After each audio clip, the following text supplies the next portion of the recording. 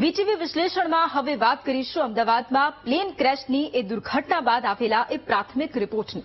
12 જૂન વર્ષ 2025નો આ દિવસ કે જે આજથી 1 મહિના પહેલા અમદાવાદથી લંડન જતી એર ઇન્ડિયાની ફ્લાઇટ AI-171 ટેક ઓફ થયા બાદ માત્ર થોડી સેકન્ડમાં જ ક્રેશ થઈ ગઈ હતી। વિમાન મેડિકલ હોસ્ટેલ સંકુલ પર ક્રેશ થયું હતું, જેમાં 241 મુસાફરો અને ક્રૂ મેમ્બરો સહિત કુલ 260 લોકોના મોત થયા હતા। આ દુર્ઘટનામાં માત્ર એક જ મુસાફર જે જીવંત બચ્યો હતો। આગ તો કાબૂમાં આવી ગઈ છે, પણ વેદનાની જ્વાળા હજી સળગી રહી છે। વિમાન દુર્ઘટનાના 1 મહિના પછી પ્રાથમિક તપાસનો રિપોર્ટ સામે આવ્યો છે। એરક્રાફ્ટ એક્સિડન્ટ ઇન્વેસ્ટિગેશન બ્યુરોએ 15 પાનાનો રિપોર્ટ જાહેર કર્યો છે। સૌથી પહેલા એ રિપોર્ટ સમજવાનો પ્રયાસ કરીશું, એ રિપોર્ટ જોઈશું કે એ પ્રાથમિક રિપોર્ટમાં શું ખુલાસા થયા છે। ગ્રાફિક્સના માધ્યમથી આજે રિપોર્ટ સૌથી પહેલા જોઈશું અને સમજીશું કે જે 1 મહિના પહેલા એ દુર્ઘટના ઘટી તેમાં ખરેખર કારણ શું હતું। સૌથી પહેલા AIBનો એ પ્રાથમિક રિપોર્ટ, જેમાં એ વાત કહેવામાં આવી છે કે બંને એન્જિનની ફ્યુઅલ સ્વિચ અચાનક જ કટ ઓફ થઈ ગઈ, જે ન થવું જોઈએ। બંને પાયલટ્સ વચ્ચે મૂંઝવણભરી સ્થિતિનું નિર્માણ પણ થયું હતું અને બંનેનો જે ઓડિયો છે તે પણ સામે આવ્યો છે। એન્જિનને મળતો જે ઇંધણ પુરવઠો છે તે પણ બંધ થઈ ગયો હતો। એટલું જ નહીં, એન્જિન 2 ક્રેશ થાય એ પહેલા સ્ટાર્ટ પણ ન થયું। બીજા એન્જિન ઉપર એક આશા હતી, પરંતુ એ પણ પાણીમાં ફરી વળી ગઈ, કારણ કે એ એન્જિન પણ સ્ટાર્ટ ન થયું। એન્જિનની સ્પીડ જે હોવી જોઈએ એટલે કે લઘુત્તમથી પણ ઓછી હતી। એન્જિનની સ્પીડ જે હોવી જોઈએ એ સ્પીડ ન હોવાથી કંટ્રોલ પણ ન રહ્યું। એટલું જ નહીં, રિલાઇટનો પ્રયાસ કરવામાં આવ્યો, પરંતુ તેમાં પણ નિષ્ફળતા મળી હતી, જેના કારણે 32 સેકન્ડમાં પ્લેન ક્રેશ થઈ ગયું હતું અને મુસાફરોના મોત નિપજ્યા હતા। એન્જિન બંધ થતા રેમ એર ટર્બાઇન એ ખુલી ગયું હતું અને પહેલેથી એનો વિડીયો પણ જાહેર કરવામાં આવ્યો હતો, જેમાં એ દેખાતું હતું। બ્લેક બોક્સનો એક ભાગ ક્ષતિગ્રસ્ત છે, એટલે સંપૂર્ણપણે તે પણ નાશ પામ્યો છે। એટલે એ પણ એક સૌથી મોટો ઝટકો કહી શકાય, કારણ કે તપાસમાં એ બ્લેક બોક્સ અત્યંત મહત્વપૂર્ણ માનવામાં આવે છે। બીજી તરફ પાયલટ જે હતા તે મેડિકલી ફિટ હતા તેવી પણ જાણકારી સામે આવી છે। એટલું જ નહીં, એ સમયે જે સમયે એ વિમાન ટેક ઓફ થયું હતું તે સમયે હવામાન પણ સંપૂર્ણપણે સ્વચ્છ હતું, એટલે કોઈ પણ પ્રકારની હવામાનમાં પણ સમસ્યા નહોતી તેવી પણ વિગતો સામે આવી છે। આ પ્રાથમિક રિપોર્ટ છે, આ પ્રાથમિક અહેવાલ છે કે જે સામે આવ્યો છે। કોકપિટનો પણ એક ઓડિયો સામે આવ્યો, જેમાં એક પાયલટે પૂછ્યું હતું કે તમે એન્જિન કેમ બંધ કર્યું, ત્યારે બીજા પાયલોટનો એ જવાબ હતો કે મેં નથી કર્યું। એટલે આ એક ઓડિયો સામે આવ્યો છે, એ પણ ચોંકાવનારી બાબત છે। હવે ફ્યુઅલ સિસ્ટમની પણ વાત કરવી છે। સામાન્ય રીતે કોઈ પણ વિમાનમાં ફ્યુઅલ સિસ્ટમ અત્યંત જટિલ અને સુરક્ષિત રીતે તેને ડિઝાઇન કરવામાં આવતી હોય છે। આ ફ્યુઅલ સિસ્ટમ વિમાનના કોકપિટમાં થ્રસ્ટ લીવર પાસે હોય છે। આ એન્જિનમાં ફ્યુઅલની સપ્લાયને કંટ્રોલ કરે છે, જેનું મુખ્ય કામ એન્જિનમાં ફ્યુઅલની સપ્લાયને શરૂ કરવું અથવા બંધ કરવાનું હોય છે। દરેક એન્જિન માટે એક અલગ ફ્યુઅલ કંટ્રોલ સ્વિચ હોય છે। ફ્યુઅલ સ્વિચો સ્પ્રિંગ લોડેડ હોય છે, તેમાં ડિટેન્ટ એટલે કે એક પ્રકારનું લોક આપણે એને કહી શકીએ જે હોય છે, જે તેમને સ્થાને રાખે છે। સૌથી મહત્વની વાત એ છે કે આ કોઈ સામાન્ય સ્વિચ નથી કે જે આકસ્મિક રીતે દબાવી શકાય। એટલે કે હવે એ ફ્યુઅલ સ્વિચ વિશે પણ ગ્રાફિક્સના માધ્યમથી આપણે એ સમજવાનો પ્રયાસ કરીશું કે ખરેખર એ શું હોય છે અને કેવી રીતે એ કામ કરતી હોય છે। Manual control, automatic cut off, આ બે તેના મુખ્ય પ્રકારો છે। એ પ્રકારો વિશે પણ આગળ આપણે જાણીશું અને સમજવાનો પ્રયાસ કરીશું, કારણ કે જે પ્રમાણે એ પ્રાથમિક તારણ સામે આવી રહ્યું હોય આ ફ્યુઅલ સ્વિચ વિશે અને એના એ બે પ્રકારો પણ સામે આવતા હોય, અને પ્રાથમિક તારણમાં જ્યારે મુખ્યત્વે દર્શાવવામાં આવતું હોય કે આ ફ્યુઅલ સ્વિચ છે તેના કારણે નુકસાન થયું છે, ત્યારે એ પણ સમજવું ખૂબ જરૂરી બને છે। હવે ગ્રાફિક્સના માધ્યમથી આપણે એ બંને પ્રકારો વિશે ડિટેલમાં પણ સમજવાનો પ્રયાસ કરીએ। સૌથી પહેલા મેન્યુઅલ કંટ્રોલ વિશે આપણે સમજી લઈએ। મોટાભાગના વિમાનોમાં ઓપરેટ કરી શકાય છે મેન્યુઅલ કંટ્રોલ। આ જે ફ્યુઅલ સ્વિચ છે તે ઓપરેટ કરી શકાય છે અને ઘણી વખત આપણે એના વિશે ડિટેલમાં સાંભળતા પણ હોઈએ છીએ। પાયલટ જરૂરિયાત મુજબ તેને ચાલુ કે પછી બંધ કરી શકે છે। ઓન હોય તો ઈંધણ ટાંકીમાંથી એન્જિન તરફ વહે છે। જો આ સ્વિચ ઓન હોય ત્યારે આ પ્રકારની કામગીરી કરે છે અને જો ઓફ હોય ત્યારે ઈંધણનો પ્રવાહ બંધ થઈ જાય છે. હવે મેન્યુઅલી જે કંટ્રોલ છે તે આ રીતે કામ કરતો હોય છે. હવે ઓટોમેટિક કટ ઓફ વિશે પણ સમજી લઈએ. એક ચોક્કસ પરિસ્થિતિ હોય તેમાં તે બંધ થઈ જતી હોય છે, જેમાં ઘણીવાર આગ લાગવી, જેમ આ વખતે એ સમસ્યા સામે આવી હતી, અથવા તો કોઈ ટેકનિકલ ખામી આવી ત્યારે બંધ થઈ જતી હોય છે. ઈંધણનો પ્રવાહ આપોઆપ બંધ કરવામાં તે મદદરૂપ છે. બીજી તરફ ગંભીર નુકસાન અટકાવવામાં પણ ઓટોમેટિક કટ ઓફ જે ફ્યુઅલ સ્વિચ છે તે મદદરૂપ હોય છે. એ સામાન્ય રીતે એ જાતે બંધ થઈ જતી હોય છે જો પરિસ્થિતિ એવી હોય છે તો.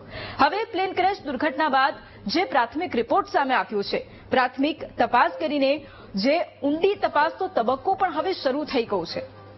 પરંતુ જો ફ્યુઅલ સ્વિચનું કટ ઓફ દુર્ઘટનાનું કારણ બન્યું હોય તો તેના કેટલાક સંભવિત કારણો પણ છે, તેની પણ ચર્ચા કરવી અત્યંત મહત્વપૂર્ણ છે.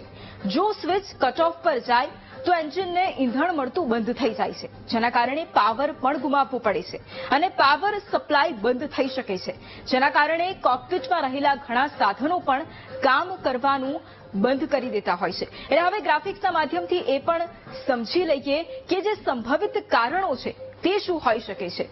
સૌથી પહેલા તો જે ફ્યુઅલ કટ ઓફ બાદ દુર્ઘટનાના સંભવિત કારણોની વાત કરીએ એ પહેલા આજે જે પ્રાથમિક રિપોર્ટ સામે આવ્યો એમાં એક મહત્વપૂર્ણ કારણ એ દર્શાવવામાં આવ્યું છે કે ફ્યુઅલ કટ ઓફના કારણે આ દુર્ઘટના થઈ હોઈ શકે છે. તેના મુખ્ય કારણો સમજી લઈએ. એક તો સૌથી પહેલા માનવીય ભૂલ હોઈ શકે છે. બીજું, ફ્યુઅલ સ્વિચમાં જ કોઈ પ્રકારની યાંત્રિક ખામી, ટેકનિકલ ખામી એમાં સર્જાઈ શકી હોઈ શકે. અને ત્રીજું એક કારણ છે કે ઇલેક્ટ્રિકલ સર્કિટમાં પણ કોઈ પ્રકારની ખામી હોઈ શકે. કાં તો ટેકનિકલ ખામી હોઈ શકે છે અથવા તો માનવીય ભૂલ પણ હોઈ શકે છે. આ ત્રણ એવા મુખ્ય કારણો છે કે જેના દ્વારા કદાચ આગામી સમયમાં આપણને આ કારણ પણ જાણવા મળી શકે છે. કારણ કે વિગતવાર જો એની તપાસ કરવામાં આવશે ત્યારે એ અંગે પણ હવે આપણને અમુક નિવેદનો મળી શકે છે. એઆઈબી દ્વારા પ્રાથમિક રિપોર્ટ જાહેર કર્યા બાદ એર ઇન્ડિયા અને બોઇંગ કંપની દ્વારા પણ પ્રતિક્રિયા આપવામાં આવી છે અને બંનેએ પણ જણાવ્યું છે કે અમે તપાસમાં સંપૂર્ણપણે સહકાર પણ આપીશું. એટલે હવે એ બંનેની પોસ્ટ પણ જોઈ લઈએ. એક્સ પર પોસ્ટ કરી અને એર ઇન્ડિયાએ એ માહિતી આપી છે. સૌથી પહેલા એર ઇન્ડિયા દ્વારા શું કહેવામાં આવ્યું એ આપણે જોઈ લઈએ.